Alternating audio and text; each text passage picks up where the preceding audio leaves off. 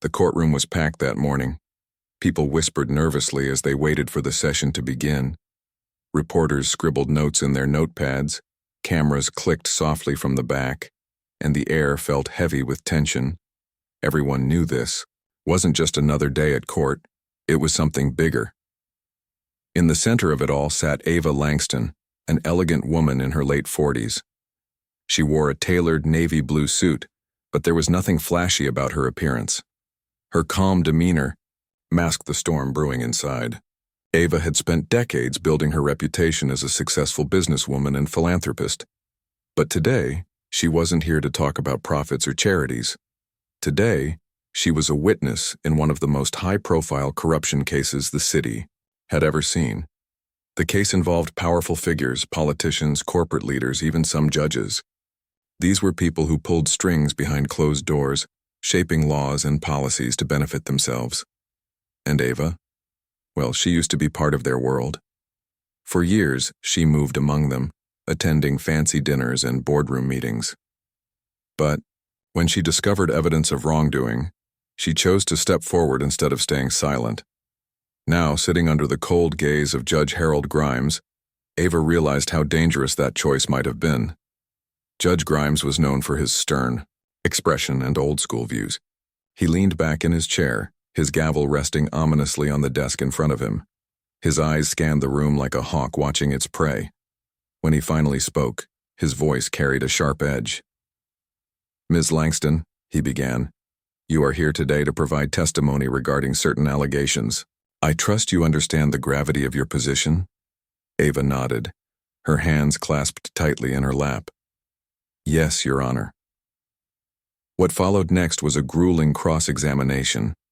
The lawyer representing the defendants fired question after question, trying to trip her up. They accused her of exaggerating facts, questioned her motives, and even hinted that she might be seeking attention. But Ava didn't flinch. With every answer, she remained composed, her words steady and clear. It was then that Judge Grimes intervened. Leaning forward, he fixed Ava with a piercing stare. "Ms. Langston," he said, his tone dripping with condescension, "this court expects witnesses to show respect. Are you aware of the consequences if you fail to comply?" Ava raised an eyebrow slightly, though her face remained calm. "Your Honor, I am simply answering the questions truthfully. If my honesty is being mistaken for disrespect, then perhaps we need to clarify what true respect means in this context." The gallery gasped audibly. No one dared to speak to Judge Grimes like that. Not in his courtroom. The judge's face turned red, veins popping out on his forehead. "You dare challenge this court?" he thundered, slamming his fist on the table. "I will not tolerate such behavior." Before Ava could respond, he barked out his decision. "For contempt of court, Ms. Langston, you are fined $15,000. Pay it immediately or face further penalties." The room fell silent. $15,000, a staggering amount for most people, but for Ava, it wasn't about the money. It was about principle. This wasn't justice. It was intimidation. As the bailiff handed her the official notice, Ava stood up slowly. Her eyes locked with Judge Grimes, unflinching. Without saying a word, she gathered her papers and walked out of the courtroom, leaving behind a trail of murmurs and shocked expressions. Outside, reporters swarmed around her, shoving microphones in her face. "Ava, what do you plan to do now? Do you think the fine is fair? Will you pay it?" She paused for a moment, letting the chaos settle around her. Then, with a small smile playing on her lips, she said, "Let me make one thing clear. I didn't come here to play games or bow to pressure. This fight isn't over. It's only just beginning." With that, she stepped into her car and drove away, leaving the reporters scrambling for more answers. But deep down, Ava knew she had two choices ahead of her. She could either pay the fine and let the system win, or she could take a stand, no matter the cost. Little did anyone know. Ava Langston wasn't someone who backed down easily. The fine wasn't just about money. It was a message. Judge Grimes wanted Ava to know she couldn't challenge the system without consequences. But what he didn't realize was that Ava wasn't someone who cowered under pressure. By the time she got home, News of the courtroom drama had already spread like wildfire. Social media platforms were flooded with reactions. Some people praised her courage, calling her a modern-day hero. Others criticized her, saying she should have kept quiet and avoided trouble. News channels ran headlines like, "Elite businesswoman fined for defying judge," and "Did she go too far?" Ava sat on her couch, scrolling through her phone. Her heart sank as she read some of the harsh comments online. People questioned her motives, accused her of seeking fame, and even mocked her for picking a fight she couldn't win. For a moment, doubt crept into her mind. Was this worth it? Could she really take on such powerful forces alone? But then her phone buzzed. It was a text from an old friend, a retired lawyer who had mentored her during her early days in business. "Don't let them bully you," the message read. "You're doing the right thing.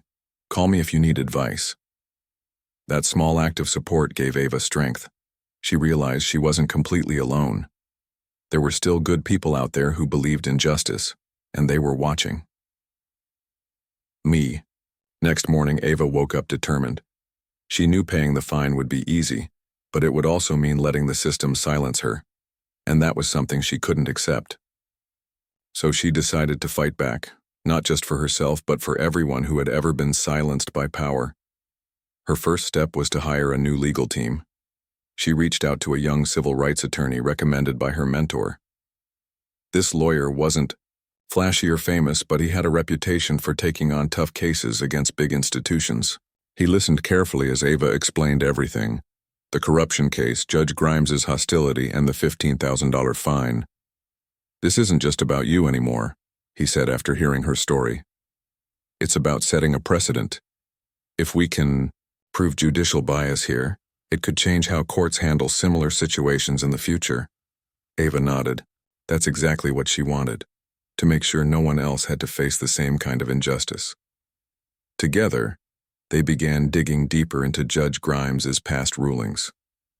What they found shocked them. Over the years, the judge had consistently ruled against whistleblowers and activists in controversial cases. In fact, many of those rulings seemed suspiciously aligned with the interests of powerful elites. One document stood out: a sealed report from years ago that hinted at misconduct involving Grimes and certain corporate figures. The details were vague, but it was enough to raise red flags. Meanwhile, public opinion continued to shift in Ava's favor.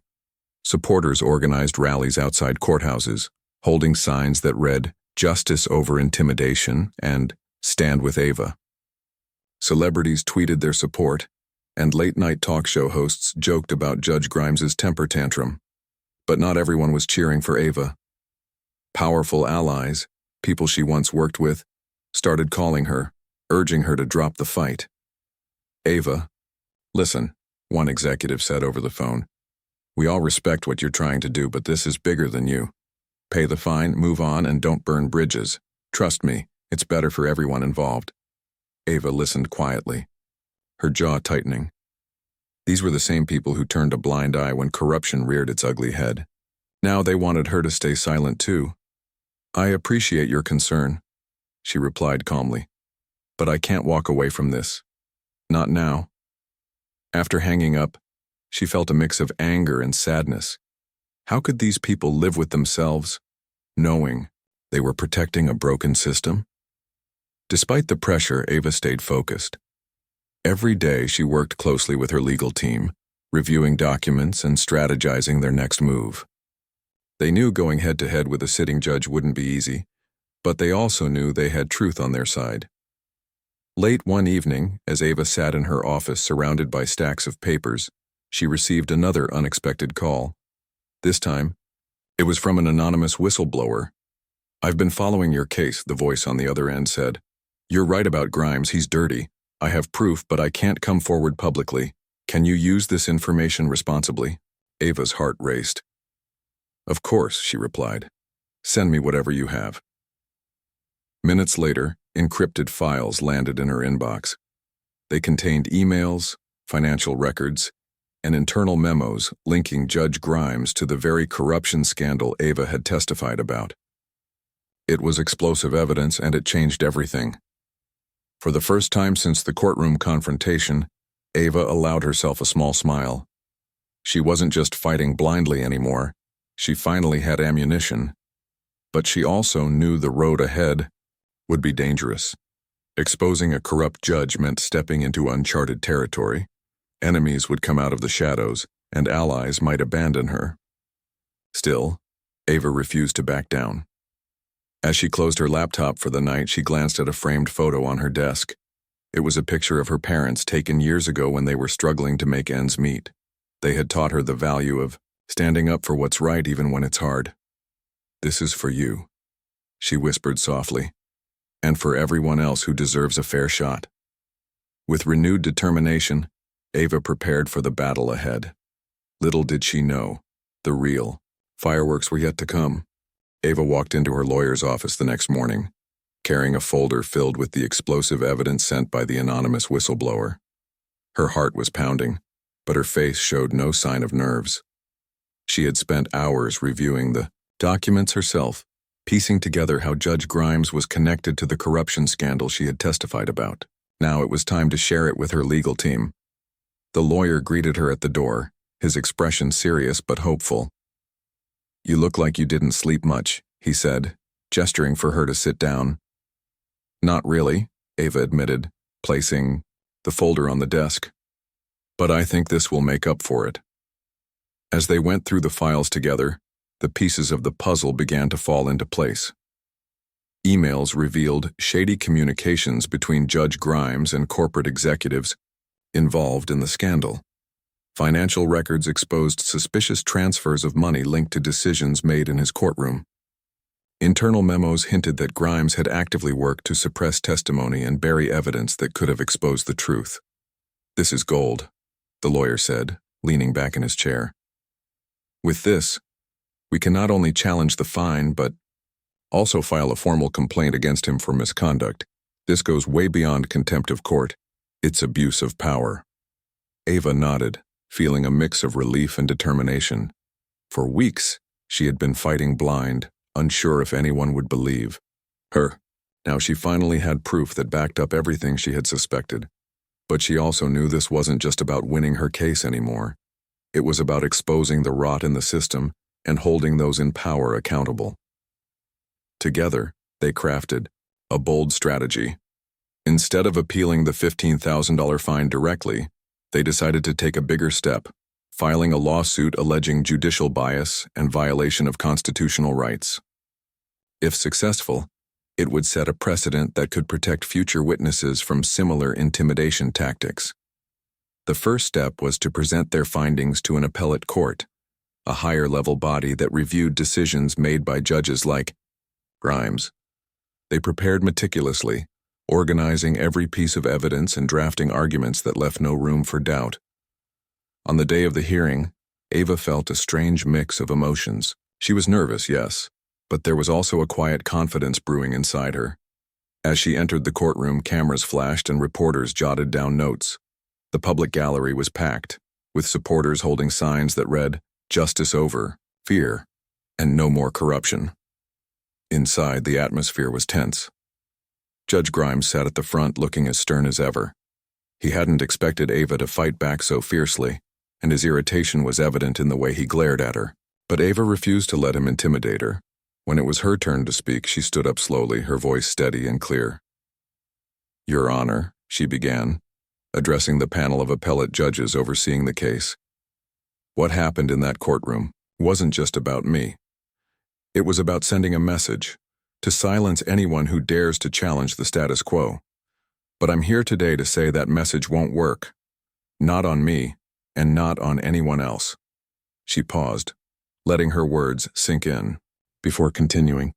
"We've uncovered evidence showing a pattern of biased rulings by Judge Grimes in cases involving whistleblowers and activists. These aren't isolated incidents. They're part of a larger effort to protect powerful interests at the expense of justice." As she spoke, she presented the emails, financial records, and internal memos one by one, explaining how each piece tied back to Grimes' misconduct. The room was silent, everyone hanging on to her every word. Even Judge Grimes seemed taken aback, shifting uncomfortably in his seat. By the time Ava finished, the appellate judges were visibly troubled. One of them leaned forward, asking pointed questions about the timeline of events and the reliability of the evidence. Ava's lawyer stepped in, providing detailed answers and reinforcing the credibility of their case. Judge Grimes tried to defend himself, claiming the accusations were baseless and politically motivated. But his arguments fell flat. The evidence was too damning, and his attempts to dismiss it only made him look worse. After hours of deliberation, the appellate judges announced their decision. While they couldn't overturn the $15,000 fine outright, since it required a separate process, they agreed to suspend Judge Grimes pending further investigation into his conduct. The room erupted in murmurs. Supporters cheered quietly, while opponents looked stunned. Judge Grimes, meanwhile, turned pale, his usual composure shattered. Outside the courthouse, reporters swarmed around Ava once again. "Ava, what does this mean for you?" one asked. "It means we're closer to the truth," she replied, her voice firm. "This isn't just my fight, it's everyone's fight. And we're not stopping until real change happens." Her words resonated deeply. Across the country, people started talking about Ava's case not just as a personal victory, but as a wake-up call about the flaws in the justice system. That evening, Ava returned home exhausted but triumphant. She poured herself a cup of tea and sat by the window, watching the city lights twinkle in the distance. For the first time in weeks, she allowed herself to feel a sense of hope. Judge Grimes's suspension was a major win, but she knew the battle wasn't over yet. Powerful forces wouldn't give up easily, and she needed to stay vigilant. Just then her phone buzzed. It was another message from the anonymous whistleblower. "You did good today," it read. "But don't let your guard down. They'll retaliate. Stay strong." Ava stared at the screen for a moment, then smiled faintly. Retaliation didn't scare her anymore. She had faced intimidation, threats, and public scrutiny, and she was still standing. Whatever came next, she was ready. Judge Grimes's downfall was swift and humiliating. Once a towering figure in the legal world, he now faced criminal charges that could land him in prison. The media couldn't get enough of the story. Headlines blared updates daily, dissecting every twist and turn. For Ava Langston, it was a bittersweet victory. While she was glad justice had caught up to him, she knew this was just one battle in a much larger war. The fallout from the scandal sent shockwaves through the city's elite circles. Powerful figures who had once brushed off Ava as a nuisance were now scrambling to distance themselves from Grimes and his associates. Some resigned quietly from their positions. Others issued public apologies, claiming they had been misled or unaware of the corruption. But no matter how hard they tried to save face, the damage was done. Trust in the system had been shattered, and people were demanding answers. For Ava, the spotlight only grew brighter. Invitations poured in, from talk shows, conferences, and advocacy groups, all eager to hear her story. She accepted some, using the platform to spread awareness about judicial reform and whistleblower protections. But she also turned down many offers, knowing her energy needed to stay focused on the bigger picture. Her foundation became a beacon of hope for countless individuals fighting similar battles. Every day, her team received calls and emails from whistleblowers seeking guidance, activists looking for resources, and ordinary citizens wanting to learn more about their rights. Ava made it a point to personally respond to as many messages as possible, even if it meant burning the midnight oil. One letter stood out among the rest. It came from a middle-aged man named David, who worked at a government agency. In his note, he described how he had uncovered evidence of embezzlement but feared retaliation if he spoke up. "I've seen what you've done," he wrote. "You've shown me that standing up doesn't mean standing alone. Thank you for giving me the courage to do the right thing." Ava read the letter over and over, her eyes misting slightly. Moments like these reminded her why she kept pushing forward, even when the odds felt insurmountable. But not everyone was cheering for Ava. Her opponents, desperate to undermine her credibility, launched smear campaigns. They accused her of exaggerating facts, manipulating the system, and playing the victim. Some even tried to paint her as a hypocrite, pointing to her wealthy background and questioning whether someone like her truly understood the struggles of everyday people. At first, the attacks stung. Ava spent sleepless nights wondering if she should respond, defend herself, or simply ignore the noise. But then she remembered something her late father used to say: "When you're doing the right thing, don't waste time worrying about what others think." So, instead of engaging with her critics, Ava doubled down on her mission. She visited schools, community centers, and rural towns, sharing her story and encouraging others to speak out against injustice. Everywhere she went, she emphasized that change didn't come from one person, it came from collective action. "You don't have to be rich or famous to make a difference," she told a group of high school students during one visit. "All you need is the courage to stand up for what's right. Sometimes it's as simple as saying, 'This isn't fair.'" Her words resonated deeply, especially with young women who saw her as proof that resilience could overcome adversity. Many approached her after events, thanking her for inspiring them to pursue careers in law, activism, or politics. Meanwhile, the legal reforms sparked by Ava's case began gaining traction. Lawmakers introduced bills aimed at increasing transparency in courtrooms, protecting whistleblowers, and establishing independent oversight committees to monitor judicial conduct. While passing these laws wouldn't be easy, Ava remained optimistic. "We've already shown that change is possible," she said during a press conference. "Now we need to keep pushing until fairness becomes the norm, not the exception." Behind the scenes, Ava continued to face personal challenges. Her company, once thriving, struggled as clients distanced themselves due to the controversy surrounding her. Friends whispered behind her back, unsure whether supporting her was worth the risk. Even her family worried about the toll the fight was taking on her health. But Ava refused to give up. She leaned on her support network, her siblings, her mentor, and the growing community of advocates who believed in her cause. Together, they celebrated small victories, mourned setbacks, and planned strategies for the future. One evening, as Ava prepared for another busy day ahead, she received an unexpected call from the anonymous whistleblower who had first sent her the explosive documents. "It's time," the voice said cryptically.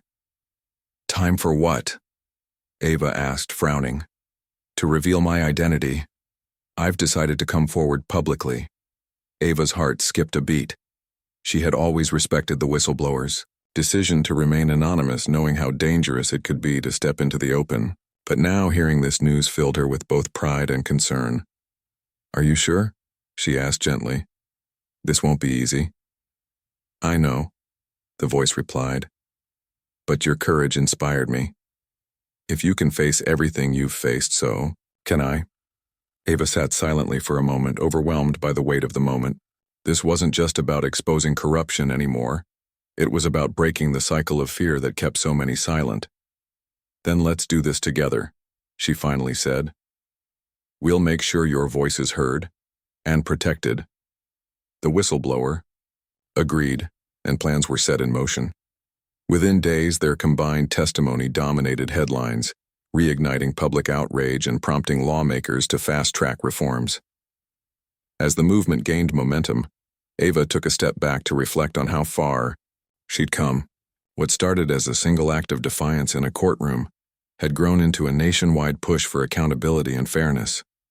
Standing on the balcony of her apartment one night, Ava looked out at the city lights. Each flicker represented a life touched by her journey, a reminder that even in the darkest moments there was always hope. She thought about Judge Grimes, whose arrogance had ultimately led to his undoing. She thought about the countless others still trapped in systems designed to silence them. And she thought about the road ahead, knowing the fight for justice would never truly end. But for now, she allowed herself a small smile. Change was happening, one voice at a time. 2 years had passed since that fateful day in the courtroom, when Ava Langston refused to be silenced. The world had changed dramatically since then. Laws were rewritten, corrupt officials held accountable, and countless lives inspired by her courage. But for Ava, the journey wasn't just about what she had achieved. It was about the ripple effect of her actions, the way one voice could spark a movement. On a crisp autumn evening, Ava stood backstage at a grand banquet hall, adjusting the lapel of her suit. She glanced at herself in the mirror, barely recognizing the woman staring back. Gone was the quiet businesswoman who once preferred to stay in the shadows. In her place stood someone unafraid to take up space, to challenge authority, and to fight for those without a voice. Tonight she was being honored with a national award for civic courage, a recognition she never sought but deeply appreciated. As she prepared to step onto the stage, memories flooded her mind. She thought about the long nights spent strategizing with her legal team, the backlash from powerful enemies, and the moments of doubt when she wondered if it was all worth it. But most of all, she thought about the people who had joined her along the way, the whistleblowers, activists, and ordinary citizens who refused to let fear dictate their lives. When her name was called, the room erupted into applause. Ava walked out under the spotlight, smiling warmly as she approached the podium. She took a deep breath, pausing to soak in the moment before beginning her speech. 2 years ago, she started, her voice steady and clear, I found myself standing in a courtroom, facing a choice. I could either bow to pressure and stay silent, or I could speak my truth no matter the cost. That decision didn't just change my life. It reminded me of something we often forget. Justice isn't handed to us, it's fought for. The crowd listened intently, hanging on to every word. Ava went on to share her story, not just the victories but the struggles too. She spoke about Judge Grimes's downfall, the smear campaigns against her, and the sacrifices she made along the way. But she also emphasized that her fight wasn't hers alone. It belonged to everyone who dared to stand up against injustice. When I first started this journey, she continued, I thought I was fighting for myself. But soon I realized I was fighting for something much bigger, for every person told they're too small to make a difference, for every voice dismissed because it didn't come from power, for every dream crushed by corruption. And tonight, I want to remind you of one thing. Your voice matters. Your courage matters. Together, we can create a world where fairness isn't the exception, it's the rule. As she finished speaking, the audience rose to their feet, giving her a standing ovation. Tears welled up in Ava's eyes, not from pride but from gratitude. This wasn't just her victory. It was proof that collective action could move mountains.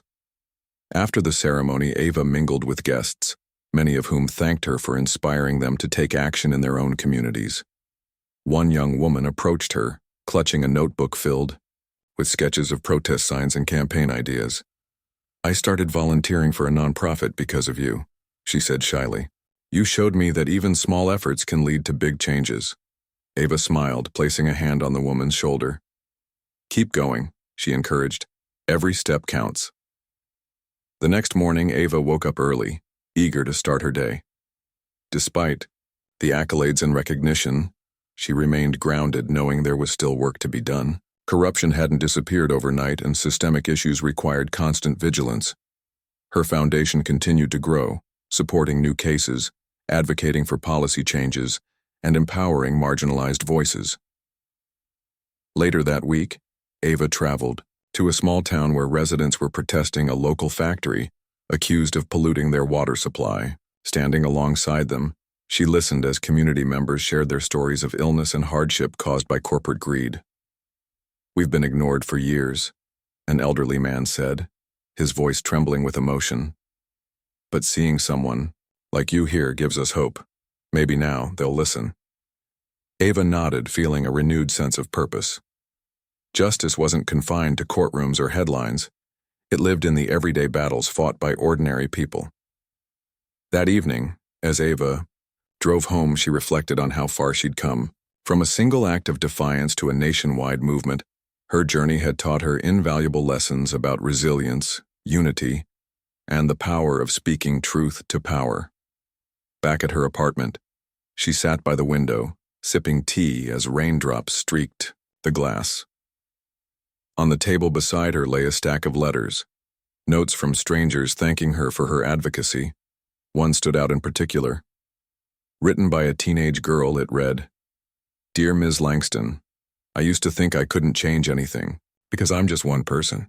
But hearing your story made me realize that even one voice can start a revolution. Thank you for showing me what's possible. Ava folded the letter carefully, tucking it back into its envelope. Moments like these reminded her why she kept pushing forward even when the road felt endless. Her phone buzzed, pulling her out of her thoughts. It was a text from the whistleblower who had revealed Judge Grimes's misconduct. "They're introducing the reform bill tomorrow," it read. "Your testimony might finally close the loopholes." Ava smiled faintly, feeling a mix of pride and determination. This wasn't the end of the fight. It was another chapter in a story that would continue long after she was gone. As she turned off the light and settled into bed, Ava whispered softly to herself, "The fight isn't over, but it's worth it," and with that, she drifted off to sleep, dreaming of a future where fairness prevailed and silence was no longer an option.